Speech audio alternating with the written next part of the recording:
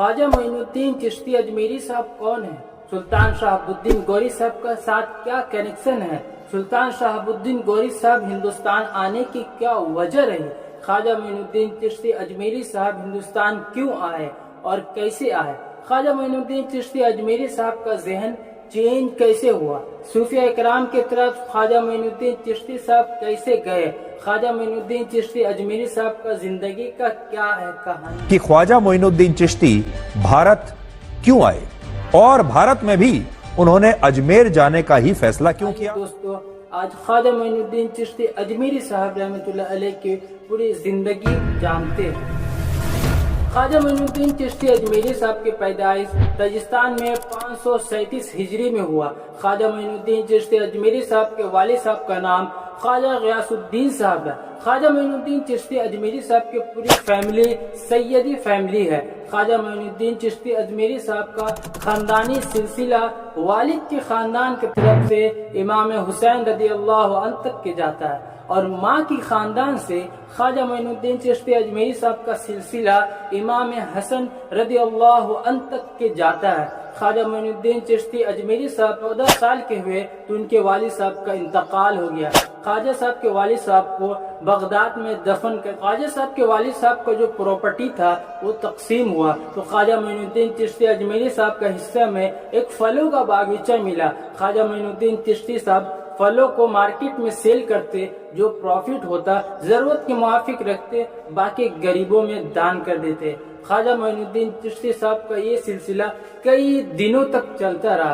अचानक एक शख्स आए जो बड़े सूफी इकराम थे जिनका नाम हजरत इब्राहिम कदरोजी साहब। हजरत इब्राहिम साहब ख्वाजा साहब की बागीचे में आए। ख्वाजा साहब उनको अंगूर का एक खोशा पेश किया और उनके सामने इज्जत व अदब के साथ बैठ गए। हजरत इब्राहिम साहब को ये अदा बहुत पसंद आया। ख्वाजा साहब को दुआ दी। ख्वाजा मोइनुद्दीन चिश्ती अजमेरी साहब और हजरत इब्राहिम साहब को वो मुलाकात से ख्वाजा साहब की जिंदगी बदल गई।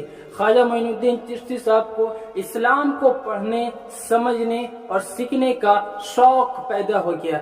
ख्वाजा मोइनुद्दीन चिश्ती अजमेरी साहब हजरत इब्राहिम साहब का मुलाकात के बाद अपनी प्रॉपर्टी को बेचकर समरकंद चले गए पढ़ने के लिए। समरकंद में बड़े से मदरसे में दाखिला लिया और हजरत अशरफुद्दीन साहब से कुरान करीम पढ़ना शुरू कर दिए। कुरान करीम कंप्लीट हिफ्ज किए। हिफ्ज करने के बाद समरकंद से बुखारा चले गए। शेख हुसैनुद्दीन बुखारी साहब के पास कुरान के तफसीर और हदीस की किताब और कई किताब बुखारा में पढ़े। ख्वाजा मोइनुद्दीन साहब शेख हुसैनुद्दीन से पढ़ने के बाद हज़रत ख्वाजा साहब कुरान की तफसीर पढ़ने के बाद शेख हुसैनुद्दीन ने ख्वाजा साहब को दस्तार फजीलत से नवाजा। ख्वाजा मोइनुद्दीन चिश्ती अजमेरी साहब अपनी पूरी पढ़ाई कंप्लीट कर लेने के बाद ख्वाजा साहब को जहन में सूफिया इकराम की तरफ जाने का शौक पैदा हुआ तो ख्वाजा मोइनुद्दीन चिश्ती अजमेरी साहब उस वक्त के जो बड़े सूफिया इकराम थे शेख उस्मान हारूनी साहब, सूफी उस्मान हारूनी साहब के पास ख्वाजा मोइनुद्दीन साहब चले गए। कई सालों तक ख्वाजा मोइनुद्दीन चिश्ती साहब उस्मान हारूनी साहब के पास रहे। उस्मान हारूनी साहब ने ख्वाजा मोइनुद्दीन चिश्ती अजमेरी साहब को खिलाफत से नवाजा, यानी सूफी का सर्टिफिकेट दे दिया गया। सूफी के उलूम व फनून को पूरी तरह समझ लेने के बाद ख्वाजा मोइनुद्दीन चिश्ती वापस अपने घर आते हैं। अपने घर में कुछ ही दिन रुके, फिर सऊदी अरब चले गए। सऊदी अरब में कुछ दिन इबादत किए। मक्का के अंदर से एक आवाज आई, ए मोइनुद्दीन, तू दीन का मददगार है, हिंदुस्तान जा और इस्लाम के परचम को फैला। ख्वाजा मोइनुद्दीन चिश्ती अजमेरी साहब का रुख सऊदी अरब से हिंदुस्तान की तरफ किया गया। ख्वाजा मोइनुद्दीन साहब सऊदी अरब से लाहौर आए, लाहौर से दिल्ली आए, दिल्ली से फिर अजमेर आए। ख्वाजा मोइनुद्दीन चिश्ती साहब को अजमेर में कई मुश्किलात का सामना करना पड़ा।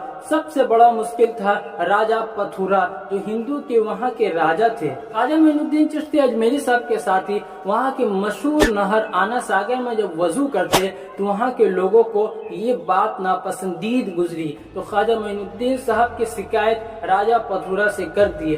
उस वक्त से राजा पथुरा ने ख्वाजा मोइनुद्दीन चिश्ती अजमेरी साहब को अजमेर से निकालने की पूरी कोशिश की, पर ख्वाजा मोइनुद्दीन साहब का एक बहुत ही बड़ा करामत देखने को मिला کہ आना सागर के पानी पूरा ही सूख गया। राजा पथुरा ने ख्वाजा मोइनुद्दीन साहब को भगाने के लिए पूरी कोशिश की।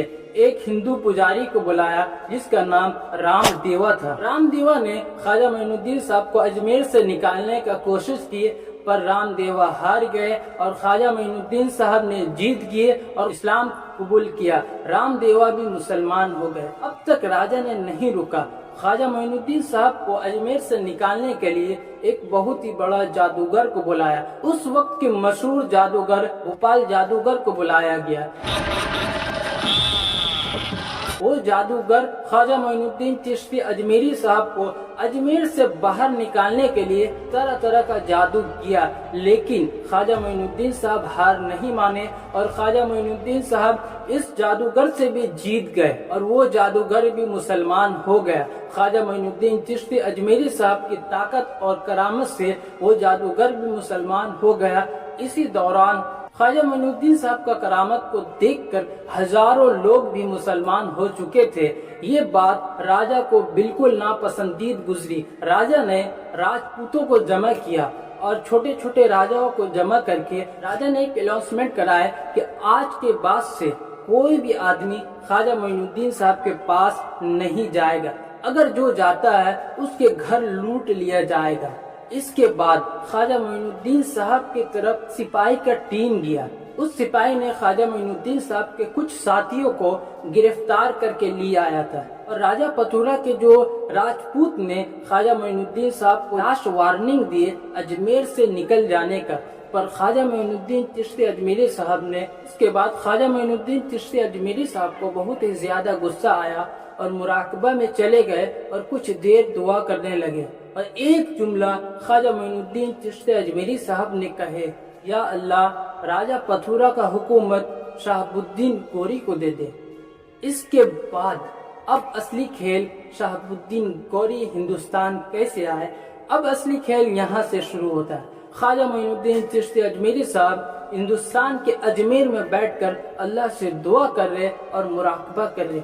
इसी दौरान ख्वाजा मोइनुद्दीन चिश्ती साहब की दुआ का बरकत से सुल्तान शहाबुद्दीन गोरी साहब को रात में ख्वाब आता है। एक शख्स सुल्तान शहाबुद्दीन को बोल रहा है, ए शहाबुद्दीन, हिंदुस्तान में तुम्हारी हुकूमत मुंतजिर है, हिंदुस्तान जा।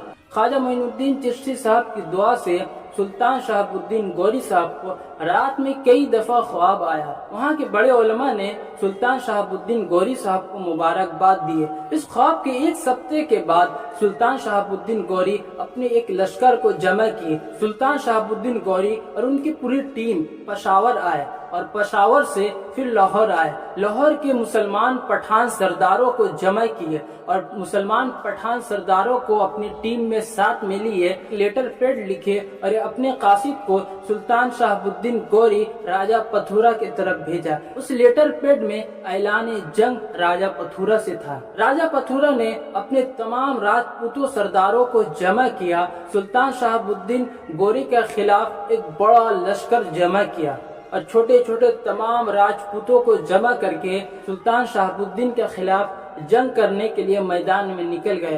राजा पथुरा का लश्कर सरस्वती नदी के इस किनारे में आकर जमा हुए। उधर सुल्तान शहाबुद्दीन गोरी साहब का लश्कर नदी के दूसरे किनारे में जमा हो गए। राजा पथुरा का लश्कर एक साइड, दूसरे साइड सुल्तान शहाबुद्दीन गोरी के लश्कर, दोनों लश्करों में जंग हुआ। राजा पथुरा अपनी फौज के तादाद में बहुत ही ज्यादा घमंड करता था। राजा पथुरा का फौज का तादाद 4 लाख का करीब था और सुल्तान शहाबुद्दीन गोरी साहब का लश्कर का तादाद 1 लाख के करीब था। सुल्तान शहाबुद्दीन गोरी साहब का लश्कर में अफगानिस्तानी लोग और तुर्की लोग थे। आखिरकार दोनों लश्करों में आमना सामना जंग हुआ। जंग होने के बाद सुल्तान शहाबुद्दीन गोरी साहब के लश्कर जीत गया और सुल्तान शहाबुद्दीन गोरी साहब हिंदुस्तान में फतह याबी हुई और सुल्तान शहाबुद्दीन साहब का हुकूमत कायम हुआ। जंग के बाद सुल्तान शहाबुद्दीन गोरी साहब नमाज पढ़ने के लिए मस्जिद चले गए। उस मस्जिद में नमाज हुई। नमाज होने के बाद सुल्तान शहाबुद्दीन गोरी जो इमाम साहब थे, उस इमाम साहब को देखे تو رونے لگے۔ سلطان شہاب الدین گوری صاحب اس امام صاحب کو دیکھ کر رونے لگے، کیونکہ وہی وہ امام صاحب ہے جو سلطان شہاب الدین گوری صاحب کو خواب میں آئے تھے، اور سلطان شہاب الدین گوری صاحب خواجہ معین الدین صاحب کے پاس چمٹ کر رونے لگے۔ خواجہ معین الدین صاحب نے سلطان شہاب الدین گوری صاحب کو اپنے پاس بلائے اور بیٹھائے۔ اس کے بعد سے خواجہ معین الدین چشتی اجمیری صاحب اپنے دین کے دعوت کو پھیلائے، لوگوں سے پیار اور محبت کے ساتھ رہنے لگے۔